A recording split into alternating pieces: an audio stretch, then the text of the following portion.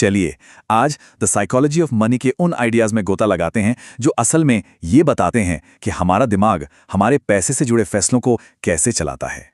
जरा सोचिए इस बारे में, ये सवाल ही ना इस पूरी बात की जड़ है। मतलब दो लोग हैं, सैलरी एकदम सेम, लेकिन एक कर्ज में डूबा हुआ है और दूसरा करोड़पति बन गया। भाई ऐसा होता क्यों है? सीधा सा जवाब है, ये खेल सिर्फ नंबरों का है ही नहीं।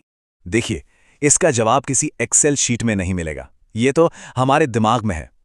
पैसा मैनेज करना पता है कोई मैथ का सवाल नहीं है, ये एक कला है और इसकी कामयाबी हमारी सोच, हमारी आदतों पर टिकी है। असल में तो फाइनेंशियल सक्सेस लॉजिक से कम और साइकोलॉजी से कहीं ज्यादा चलती है। तो चलिए सबसे पहले सबसे जरूरी आइडिया को पकड़ते हैं, और वो ये है कि पैसा लॉजिक का नहीं बल्कि इमोशंस का खेल है। हम सबको लगता है कि हम बड़े सोच समझकर पैसे के फैसले लेते हैं, पर सच तो ये है कि ऐसा होता नहीं है। असल में हमारे फैसलों को चला कौन रहा है? हमारे इमोशंस, हमारा डर, ईगो और हाँ, सोशल प्रेशर। जैसी मार्केट गिरता है, डर हावी हो जाता है। किसी दोस्त ने नई गाड़ी ले ली तो बस जलन और कंपैरिजन शुरू। ये सब क्या है? ये भावनाएं हैं, कोई हिसाब किताब थोड़ी है। और पता है सबसे मजेदार बात क्या है? पैसे को लेकर ना हर किसी की कहानी एकदम अलग होती है।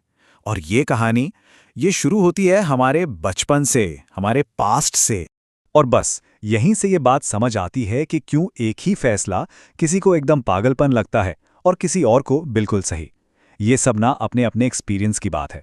सोचिए, जिसने बचपन में पैसे की कमी देखी हो, उसके लिए तो एक एक रुपया बचाना जिंदा रहने की लड़ाई जैसा है। और वहीं दूसरी तरफ जिसने हमेशा पैसा देखा हो, वो तो आसानी से रिस्क ले ही सकता है ना?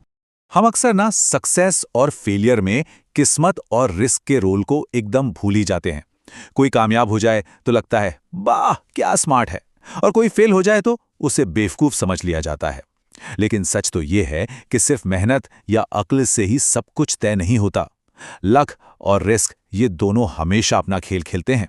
और बस यहीं से एक और सवाल उठता है जो हमें एक जाल में फंसा देता है। मेरे लिए कितना काफी है? पता है, हम हमेशा दूसरों से खुद को कंपेयर करते रहते हैं। इंस्टाग्राम पर किसी की नई कार देख ली और अपनी बाइक पुरानी लगने लगी। बस यहीं से खुशी की नहीं बल्कि दिखावे की दौड़ शुरू हो जाती है। तो सवाल यह है कि अमीर कैसे बना जाए? देखिए, इसका रास्ता तेज नहीं है बल्कि बहुत धीमा है। दौलत बनाना कोई 2020 मैच नहीं है, ये तो एक लंबा और धैर्य वाला टेस्ट मैच है, जो सच कहूं तो कभी कभी बोरिंग भी लग सकता है। और इस धीमे रास्ते का सबसे बड़ा हीरो कौन है? वो है कंपाउंडिंग। मतलब आपके पैसे पर जो ब्याज मिला जब वो खुद ब्याज कमाने लगे। ये ना शुरू में इतना धीरे काम करता है कि लगता है यार कुछ हो ही नहीं रहा, और बस इसीलिए ज्यादातर लोग बीच में ही हिम्मत हार जाते हैं। लेकिन जो टिके रहते हैं ना, उन्हें इसका असली जादू दिखता है। शुरू के कुछ साल तो लगता है कि कुछ भी नहीं बढ़ रहा, लेकिन 15-20 साल बाद ये ऐसी रफ्तार पकड़ता है कि एक छोटा सा इन्वेस्टमेंट भी एक बहुत बड़ी दौलत बन जाता है। सच में ये धैर्य का सबसे बड़ा इनाम है। तो यहां एक बहुत जरूरी बात समझनी होगी। अमीर बनने का माइंडसेट और अमीर बने रहने का माइंडसेट, ये दोनों बिल्कुल अलग हैं। अमीर बनने के लिए ऑप्टिमिस्टिक होकर रिस्क लेना पड़ता है, लेकिन एक बार अमीर बन गए तो अमीर बने रहने के लिए थोड़ा डर कर अपनी दौलत को बचाने पर फोकस करना होता है। ये सारी बातें हमें एक बहुत ही बुनियादी सवाल पे ले आती हैं कि आखिर हम ये सब कर क्यों रहे हैं? पैसा कमाने का असली मकसद क्या है?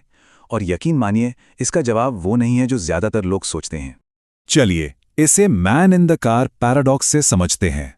जब कोई महंगी चमचमाती गाड़ी सड़क से गुजरती है तो किसके बारे में सोचा जाता है? सोचिए, ड्राइवर के बारे में नहीं, उस कार के बारे में। मन में यही आता ना, काश ये कार मेरे पास होती तो लोग मुझे देखते हैं। लेकिन असल में कोई भी ड्राइवर को नहीं देख रहा होता है, सब कार को देखते हैं। इसीलिए महंगी चीजों से इज्जत कमाने का गोल ही फंडामेंटली गलत है। तो फिर असली दौलत है क्या? असली दौलत वो है जो दिखती नहीं है। ये वो पैसा है जो खर्च नहीं किया गया। ये हमारी सेविंग्स हैं, हमारे इन्वेस्टमेंट्स हैं, और यही वो असली ताकत है जो हमें अपनी शर्तों पर जीने की आज़ादी देती है। तो सवाल ये है कि इस असली दौलत को, इस फाइनेंशियल मजबूती को बनाया कैसे जाए? इसके लिए कुछ बहुत ज़रूरी सिद्धांतों को बस अपने दिमाग में बिठाना होगा।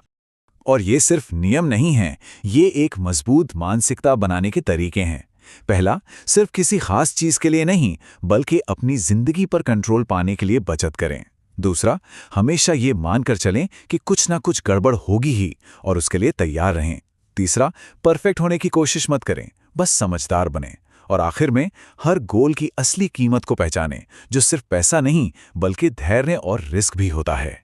याद रखिए, पैसा सिर्फ एक महंगी घड़ी नहीं खरीदता, बल्कि वो आपके समय पर आपका हक दिलाता है।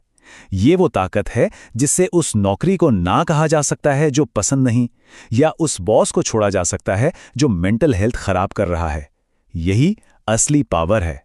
तो अगली बार जब भी कोई बड़ा खर्चा सामने आए तो खुद से बस एक सवाल पूछना है।